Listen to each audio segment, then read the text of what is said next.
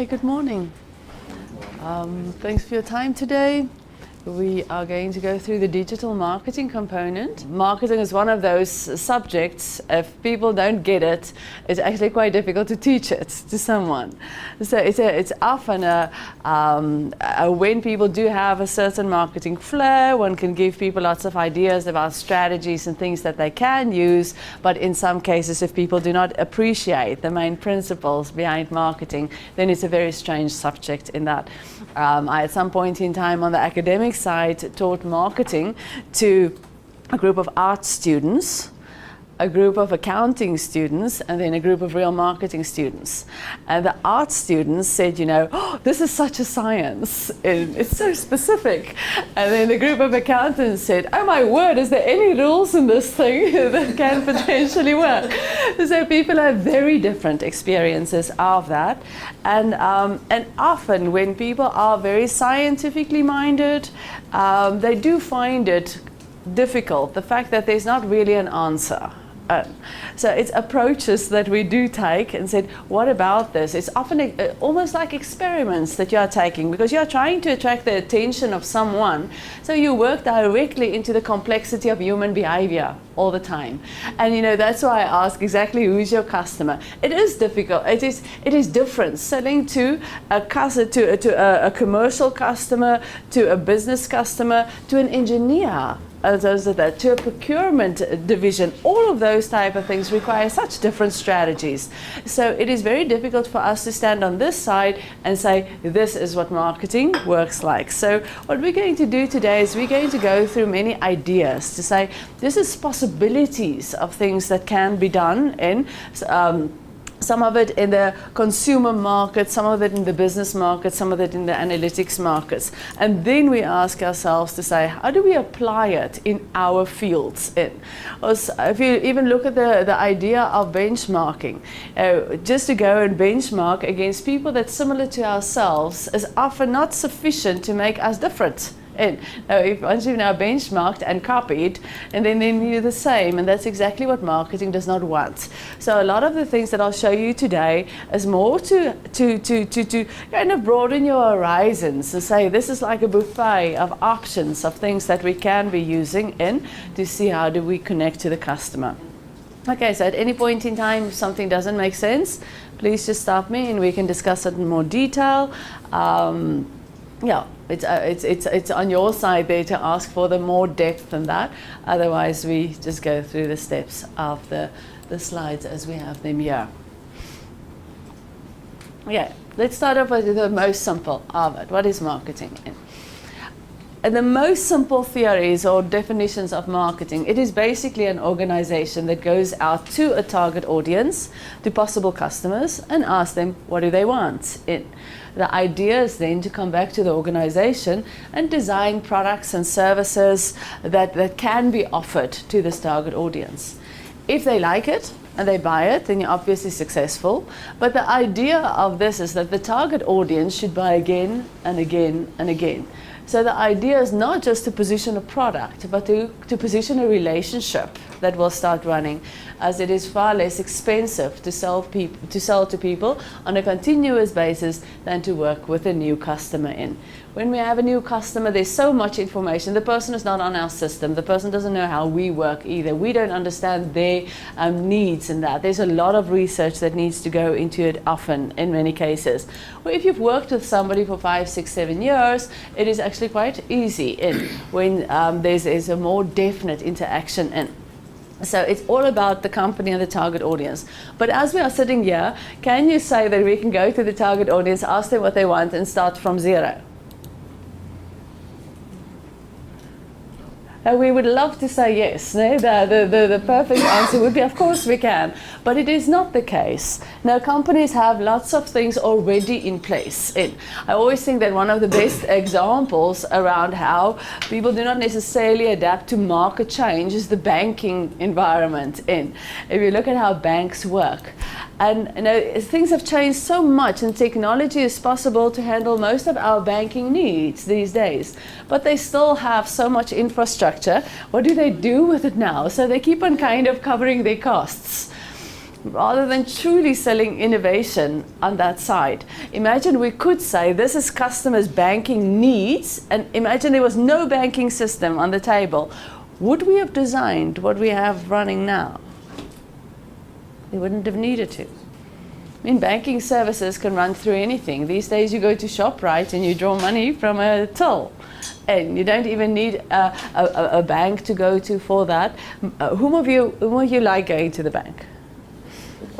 Yeah, it's like one of those ridiculous questions to say, no, that can't possibly be true. So mostly people will choose all alternative channels except go to the bank. And so the more we can create an environment where people do not go to the bank, the more the system change needs to happen. But now the bank sits with those costs in. So they kind of strengthen themselves all the time. And that is just one of the standard issues that we have in organizations. It's very difficult to often adapt to fully new things in the market because you are also sitting with legacy issues that you are looking after. Now, at least we just need to be honest with ourselves about that, to say, you know, this could be better, and in time we can get there. But often it's a case of how the company adapts to things in the target audience rather than something else. And now, just as a kind of, you ask your customer what they want.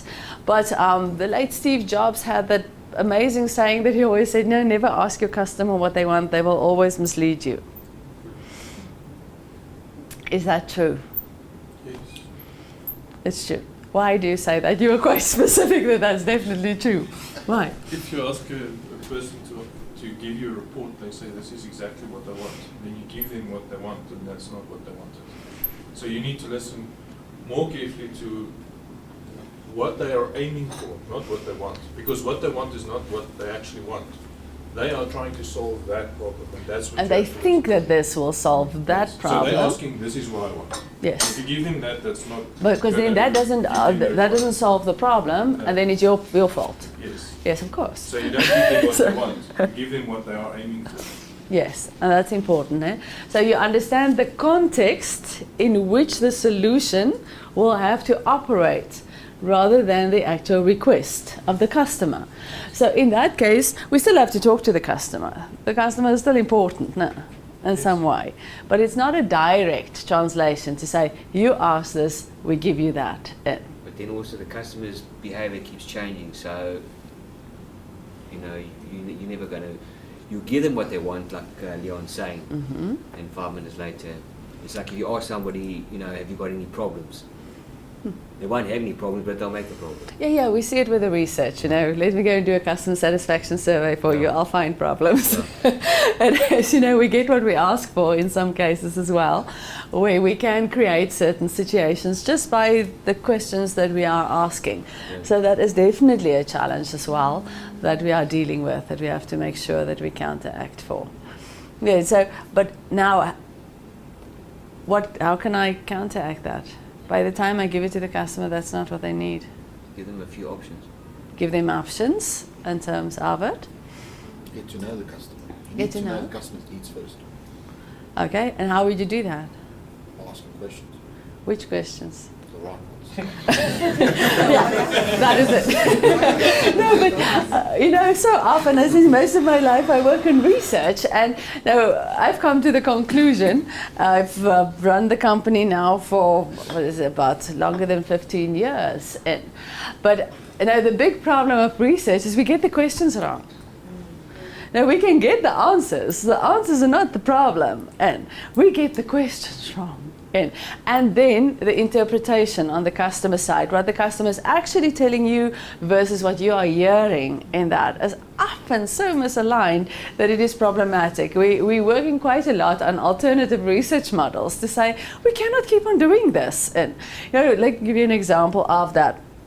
We've done a lot of work in financial services, but one of the things that, you know, the whole thing of to get the entire population banked is very big, and it's not just a financial systems requirement or a customer requirement, it's a government citizen control requirement as well, so everybody needs to be banked. Now, do you think bank accounts have a certain value? They're valuable. Of course. it'll be kind of difficult to operate without them. No. And you know, HR is going to have the first one that's got a serious problem. By the end of the month, you would prefer cash. And so we've created a system where it's really difficult to operate without a bank account, if not impossible on a certain level. And now, we therefore always assume that bank accounts have a certain level of value.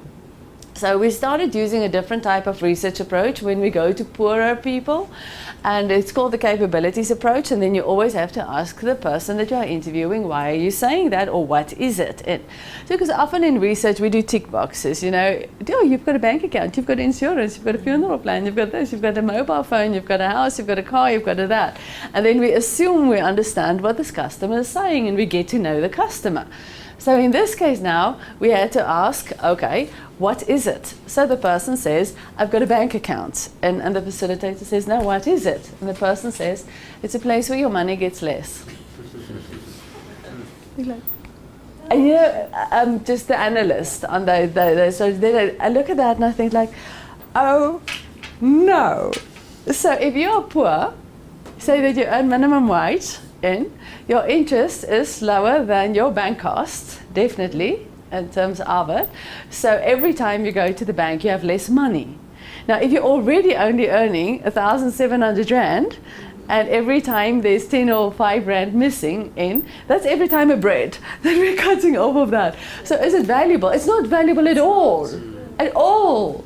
For a person to actually have that. So look at how we can misinterpret things. We often see it in the research side, but we also see that when we ask customer things of how customers position things. And just a couple of almost, well, I think they are interesting examples, but arbitrary in your case. But it'll show you just how, when we interpret customer data, we just have to be careful. We have to understand what we are dealing with. You know the Daily Sun, that newspaper? It often has witchcraft stories on the front page. It's more like a tabloid than a real newspaper in it. Now, when you do surveys around that, customers would say, no, that is really wrong, I hate it, it's against my culture, it's bad, it's just everything that is really not good. And when you drop the witchcraft story from the front page, what do you think happens to your sales? The sales fall. So again, that idea of people want to say the right thing, and then they say, no, that's really wrong, but their curiosity in it. And you know, human beings are often very fascinated with the dark side of life, but it's not as if I'm going to say, I'm a very dark spirit, I love those witchcraft stories, and people often protect themselves. Oh no, I really don't like that. Some of you go to Mug and Bean, or I've gone to Mug and Bean. When you do the research on their customer satisfaction research, then people say that the portion sizes are disgusting. They tear it apart, they say it's wastage, it is wrong, you do not do that, and. If you then take experiment stores in and you cut the portion sizes for a better price in it, then you lose customers. And the Mug and Bean's positioning is generosity. In the idea you can pay for 1 cup of coffee, you can as many cup of coffees as you want, these big sandwiches, big pieces of cakes. But people are not comfortable to say, I just love that huge piece of chocolate cake. Oh no, that would be too much for me in that. But food comforts people as well. So people give you a very intellectual answer sometimes where the implications of that on the actual strategy is very different. So what we do understand is when we want to know what the customer wants, it is not just a direct translation. And what you say, you have to ask the right questions. And it is so difficult to get to the right questions in. So it is not just about going out and asking people 10 questions and say that must be your needs in that case. You also mentioned it earlier to say, but understand the environment in which the solution needs to operate in that. Yes, you listen to the customer, who says, okay, if that is what you want to do with that, this is what is possible. Because often the customer is not close enough or does not necessarily have an understanding of the technology to that extent that they know what is possible. So they give you a limited understanding in that of actually something that is much larger than that. And that is the problem with marketing. When we look at the base theory, it is so simple. But yet, when you start looking at the application thereof, we are working with something that has to help work in the minds of consumer and in the patterns of consumers. So as we go through today, we're going to lightly touch on some things around psychology as well, the psychology of consumers and how people make decisions and why they make those decisions in. So it is definitely not a clear-cut answer of why that works in. So regardless of Steve Jobs saying that says never ask the customer what they want, they'll always mislead you. The other thing that he was also clear on is that we do have to understand the context of the customer. We have to understand where the product is going to be used. And if we know where the product is going to be used, then we can say what is most appropriate for that setting in. It's got all of those things like the people like us. If we sell to people like us, he said that I'll employ people that would also be my perfect customer. Then we design for ourselves because it's people like us buying our product. That is not a senseless argument if you think about the thinking behind it and of how it can be differently positioned. So it's not that simple. But there's many different techniques that we can use to better understand that. So that is the basic flow of marketing. Companies trying to understand the context in which the customer lives rather than asking direct questions to customers. And you'll see the digital marketing world presents us with lots of opportunities to do that, where we don't necessarily have to ask something specifically, but we can track people's behavior by how they are interacting with our different marketing and business processes as that is going along and see how we can change that. Okay, so let's have a look. What is the traditional marketing? And then we'll look at the digital marketing side of that. We just look at the definition. It's the process of planning and executing the conception, pricing, promotion, and delivery of ideas, goods, and services to create exchanges that satisfy individual and organizational goals. So what we are looking for is a certain level of exchange in that I've got products and services that I would like you to purchase in that. So it's that exchange process, and we'll because that's the key, that's the social element that comes in there that is referred to as a social exchange theory as well, and that we'll look at just now. And the digital marketing side is when we are using these processes of planning and executing, but in this case, we make use of electronic devices, whether that can be computers or phones or gaming consoles or the internet or anything like that is more digital, obviously. And we apply technologies and platforms such as websites and emails and apps and social networks in.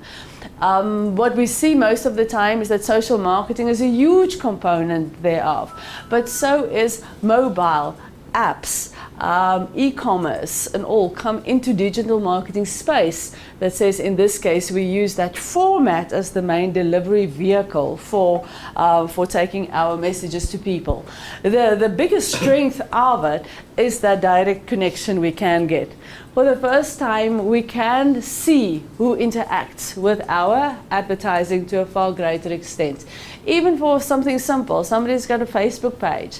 If somebody links that Facebook page to their profile, you know who they are. And it's not just somebody there in the crowd. And so it helps us with our analytics to better understand that. This afternoon, we're going to do a whole session on analytics, on identifying the customer and differentiating and seeing how we connect and better understand the data that we can get. And so marketing is therefore the process of planning and executing in order to create that exchange, where digital marketing is a platform. It's the way that we use these electronic devices in order to connect to the customer. Now, both of it is driven by something called the social exchange theory. It's a sociology theory that at its base it says you give because you get. And now it says that all human behavior are driven by that. You give because you get. And now the question is, and remember you don't have to agree today. You don't have to agree with the textbooks or with me or to anything. We obviously have to challenge things. Many things change in the world. Is it true? Is it true that people give because they get? No. Yes, most of the time. Most of the time. Okay? So let's identify in which cases that's not true. And we can take anything. You don't have to take commercial examples necessarily. Because what we are talking about is almost like creating relationships. To say people create relationships when they give and they get. I think in a family background, that's a good idea where as a parent you give your child the best and not expecting anything back because they are unable to give you. It's always a Okay, let's try this one. Okay, so now you've got a real wild child. But you gave them everything, you spoiled them into the ground. Yeah, that includes a whacking now and then Yes, also. yes. And then what do you require after the whacking? For him to listen. Okay, then you got something back. Yeah. No, but families is a very good example of that because people are willing to give anything for their children. No. But the first thing that we have to, if we now have to look at it very coldly in terms of, but then we can say, oh, we can't say that having children is a selfless behavior. It's the perpetuation of your own genes. It is like, I want more of me on earth. So you cannot say that that's selfless. So do you get something out of your children? Do you see them? Yeah. And, yeah, oh, did you have? Oh, yeah, difficult week. Yeah, but and the thing is, with children, as if there's a baby, they can keep you up all night. And you are so tired. And when that child smiles at you, then you're fine. Then life's fine. Life's bliss. So it is not about an equal amount of giving and getting. That is also important. And things weigh differently in our minds. But if you always just giving and you literally get nothing back, nothing, would it be possible for you to keep on giving? In general, that is what makes relationships fail, as when the giving and getting gets out of balance too much in that. And I'm not saying that that is you, but it works even with on employee levels. Employees give lots to the companies that they work for, and then at some point in time, they start feeling that they are giving more than what the company is giving them. And although that can stay out of balance for quite a while, the person might start checking our job mail and other type of things to say, what is possible? Where could I move to? And if that goes out of canter enough, you move in. That is how marriages break up. That's how customers leave. That's how employees leave. And that is the social exchange theory that actually determines that. So you give because you get. You always have to ask yourself, what am I giving this customer, or what am I getting from the customer? Don't you find that some customers can seriously be from hell? Definitely, we've seen those. And should you really always then be looking after them to that extent? Are all customers necessarily your customers? It's a very difficult question to answer, because here we are working with possible reputational damage. We are working with what is the repercussion. People are going to tell everybody about it. What would be the effect of that in the market? Is it a key client? Is it an influencer and all? But the concept of firing the customer exists. It is a possibility to say that it just costs me too much to serve this specific customer. Very difficult. That's basically a direction our company is moving into now. Because we've got customers that we are paying to be our customers. Oh, lovely. Can I be one? Where do I send my bank details? So those customers we are now targeting to either move to somewhere else or to stop the discounts and all that on their accounts, and then they will move themselves. And then they will move themselves. So we've got a whole group of customers that has these accounts, and they are just discounted beyond. Yes, recovery. Beyond the recovery. Beyond the point where we actually making any money. Yes. So you're gonna churn all those customers. Yes. We call it churn, but you're going to fire let them go. And you're going to distance yourself from them. And that all the nice things, you're going to fire them basically. But when you think about that, what has happened over time is more and more so, people have promised more and more to customers. And customers do become abusive at some point in time, insisting on things that is not possible anymore. And so and what we are seeing, and I'm not saying that this is in your case, but that in several cases, salespeople or key account managers make different promises to clients, which causes unfair situations if you start comparing the situation of the different customers to one another. But now you have this chaotic pricing situation, actually, and the value situation is very warped. But how do you go back to a customer and say you can't have it anymore? They normally come to the R&D department and say, you better design this and we need it tomorrow because we've already sold it. Exactly. And the pressure that it puts on your systems, the internal conflict that it can cause inside teams to see how that works, it is really very bad. But how do I go back and to say to the customer, I actually lied. We're not going to give it. But you're also setting a precedent, so then, you're giving your one customer this preferential treatment, and you're not giving the other, and then the other one's going to say, well, why aren't I getting it? I'm spending the same amount of money. And And information is becoming more transparent. It's not as if people don't know anymore. There are ways to figure it out. Just one of the easiest one is people are not staying at companies for very long at the point in time. People stay about 3 years and then they leave. So that person leaves to the next company knowing what they paid on that level. So just in terms of the lack of employee retention we are seeing in companies, your pricing model will be spreading and people will be realizing the unfairness in that. And unfairness is one of the most difficult things in the human psyche to deal with. We rebel against unfairness tremendously. I'll give you an example. I moved home and I cancelled my telecom ADSL line at home and my ADT, the security, in. And I cancelled telecom. They phone back. They say, if I'm willing to keep the line, they'll give me half price. I was so angry. I said, since when have you been stealing from me? You've just told me. But well, since day one, definitely in that. But at some point in time, their pricing model changed to look after acquisitions, to get more customers in. But what were they doing with their loyal customers? I had that line for 10 years. Maybe they were just running a special at the time. Well, bad luck for them. I'm going to tell everyone that they should cancel their ADSL line so that they can get it for half price. Now, apparently, the price has come down over time. And something like an ADSL line kind of become a hygienic factor in your life. You don't think about that every month. I've got an even worse example for you. There's a network service called Push. P-O-O-S-H. P-O-O-S. Yes. I'm not sure what the service does, but it discontinued in 2008. We've got 18,000 customers that still monthly pay for those services. But the network discontinued it in 2008. Amazing. And now we've identified these customers, sent it to marketing or sales, and told them these are customers need to be contacted and these services need to be removed from their account. Yeah. Then they stopped the process because they didn't want to drop in revenue. Yes, they don't want to drop on revenue and they don't want to highlight that you've been paying for something for this long, because imagine people ask their money back. Yes, that's the problem. Oh no! Yeah, but what we are saying, we are now these days living in such an ethical world. Business have become so much more ethical. Yes, sure. So that is a horrible example, but true.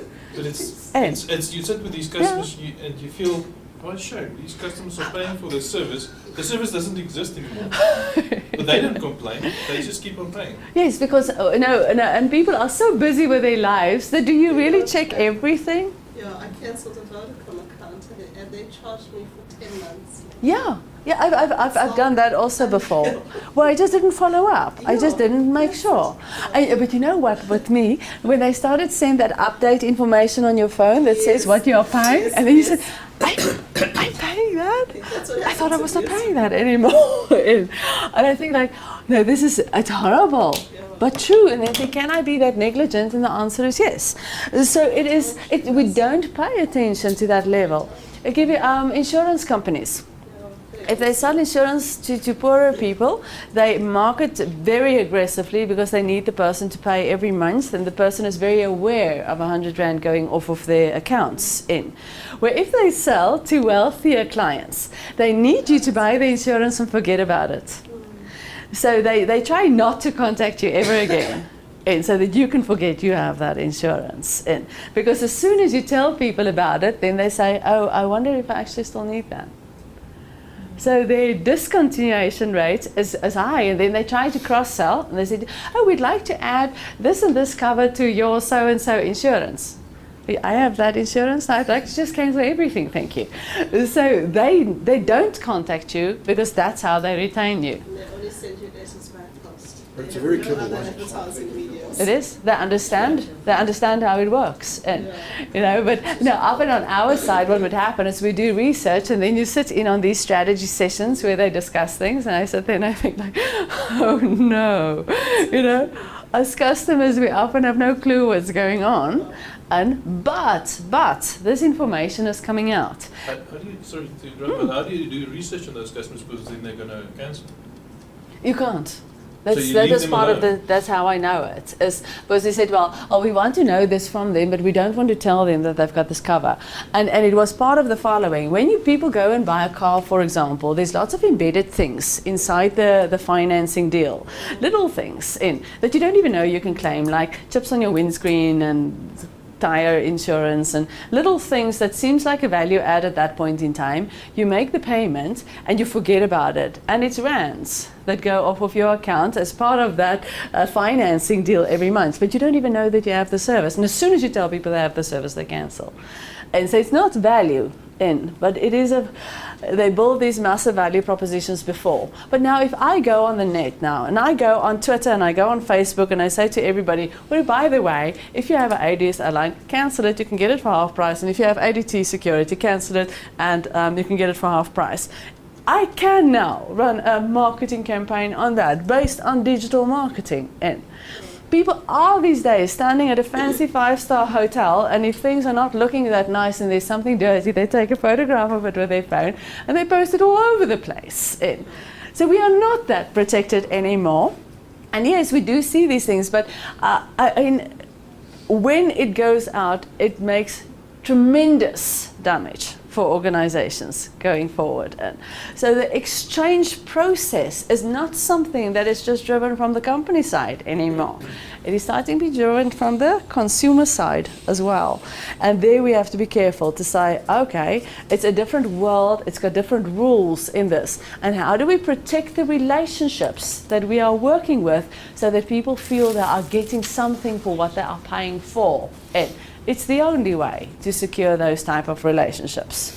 Okay, so just another thing, just to take that social exchange theory just even a little bit deeper, to show how entrenched it is in our lives. Now, if I give money to charity, would you say that the exchange process is still there, the social exchange that I give because I get? Yep. Yeah, Right. exactly. What do I get? Feeling of euphoria. Yeah. Feeling of euphoria. Yeah. Yes. I wouldn't give money if it doesn't make me feel good. Yeah, so it is still that, and it's still an exchange that happens. So it's not apples for apples, and it's got strange weightings in. But the fact that it is there is for sure in our behavior. Now, if we want to look after our customer, the one thing that is very important to realize is that this marketing process is not necessarily with the customer.